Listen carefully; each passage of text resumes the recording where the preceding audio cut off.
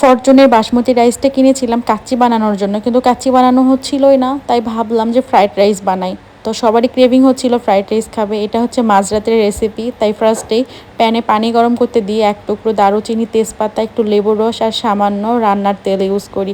এটার দেওয়ার কারণ হচ্ছে দেওয়ার কারণ হচ্ছে চালগুলো অনেক ঝরঝরে হবে, চালগুলো চিপকে যাবে না, আর ফ্রাইড রাইসটা অনেক বেশি ঝরঝরে হবে রেস্টুরেন্টের স্টাইলে।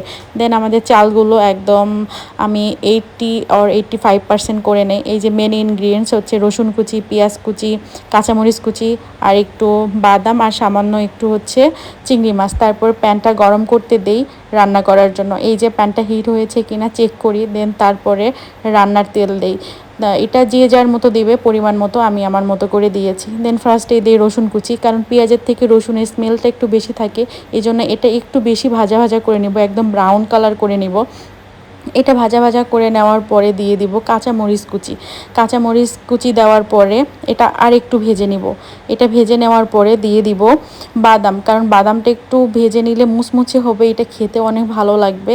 আর আমার কাছে আর বেশি কিছু ইনগ্রিডিয়েন্ট ছিল না, ঘরে যা ছিল তাই দিয়েছি।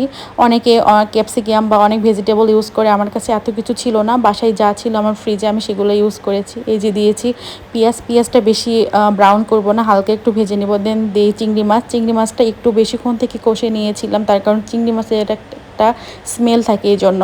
তারপর এই যে রাইসটা দিই, রাইসটা দেওয়ার পর লবণ আর হচ্ছে সামান্য একটু চিনি দিয়েছিলাম। মিষ্টি হওয়ার জন্য চিনি দেই নাই, স্বাদের পরিমাণটা বাড়ানোর জন্য একটু চিনি দিয়েছিলাম।